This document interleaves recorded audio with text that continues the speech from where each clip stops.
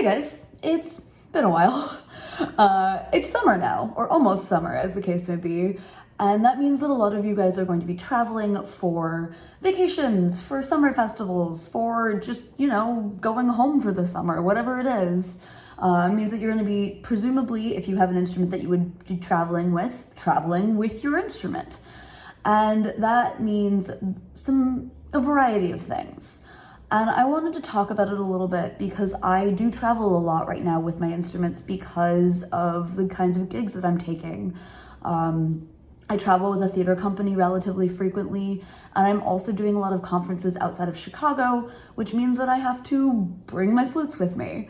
Obviously, this is all predicated under the idea that you are taking your instrument with you. If you play harp, this is not the most helpful video for you. They may be interesting, I don't know. But we're assuming an instrument that can be carried onto a plane.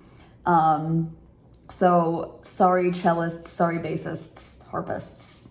I don't have as much advice for you. I am sure there are people on the internet who do, who have a little bit more experience with that kind of thing. But assuming that you're carrying it on an instrument onto a plane, at least in air travel, always insist on carrying on your instruments. If they don't think that it's gonna fit, ask to try.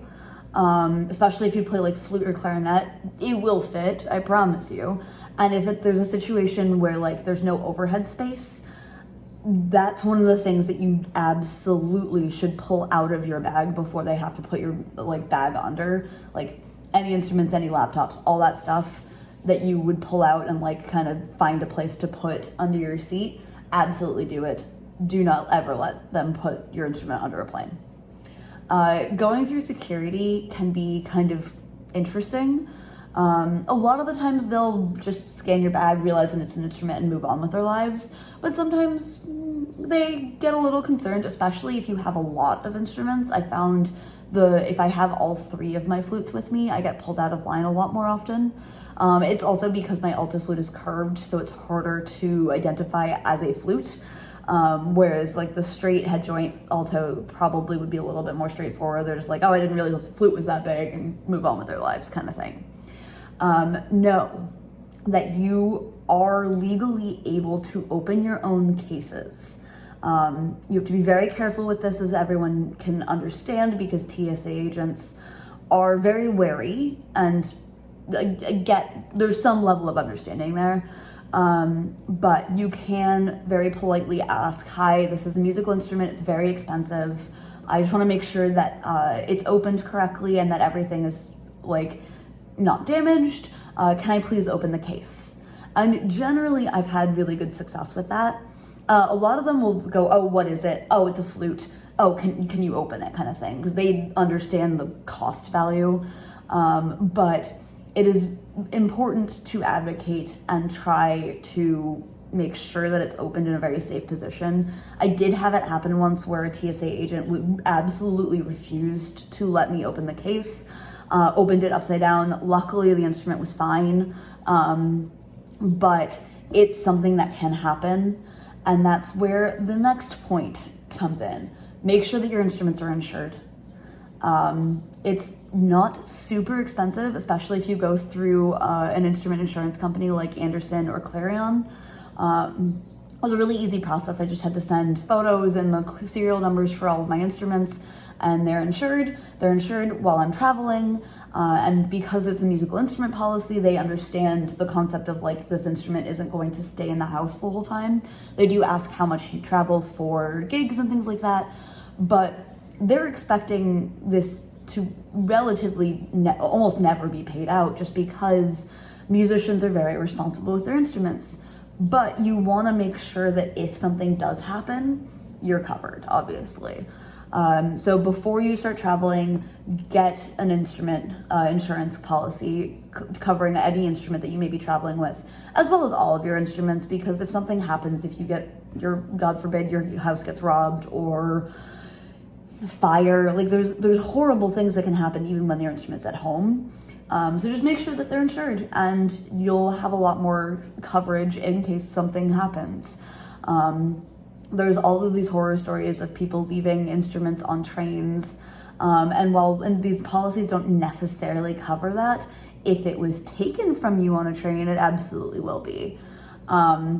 Obviously, if you're not flying, it's a little bit easier to take your instruments with you.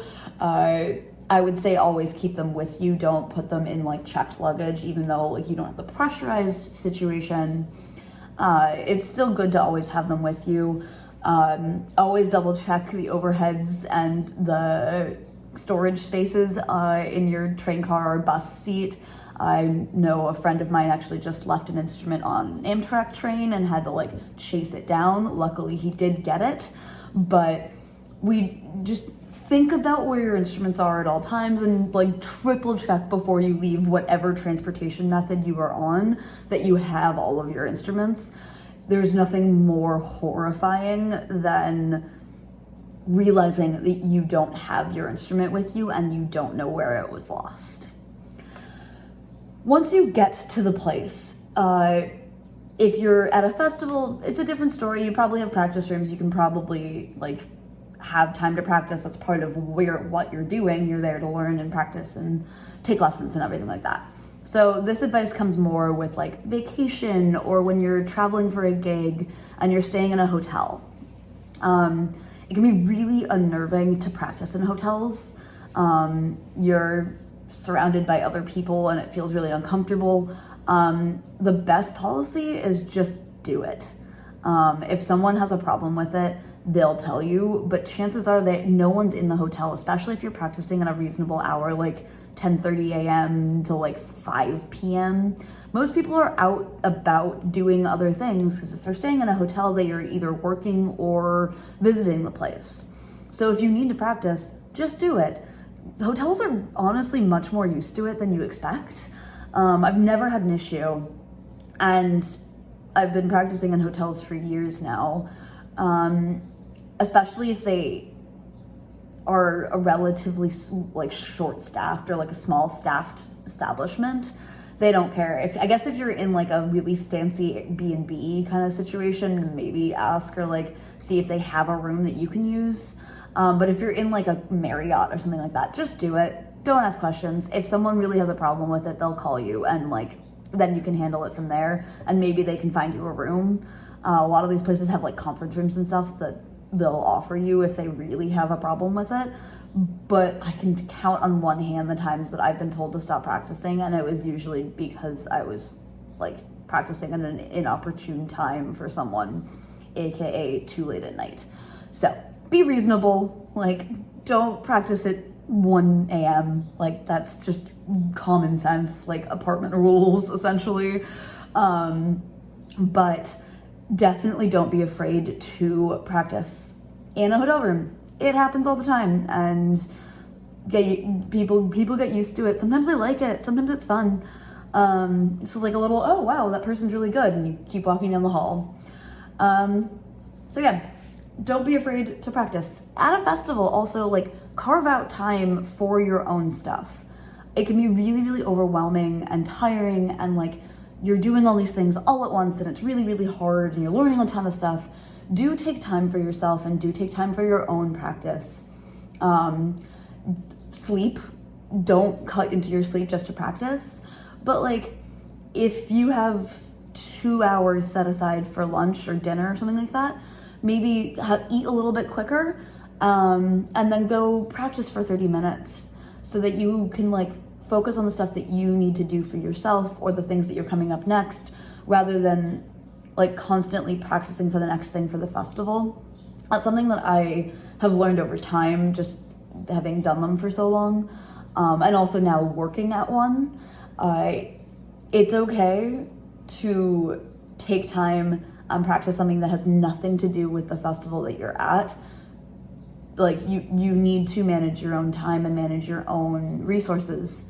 And yes, you're paying money to be there and learn, but overall that week of your life or 2 weeks of your life isn't the same as the grand scheme of your entire career. And if 30 minutes of your time is devoted to the grand scheme of your career, that's fine.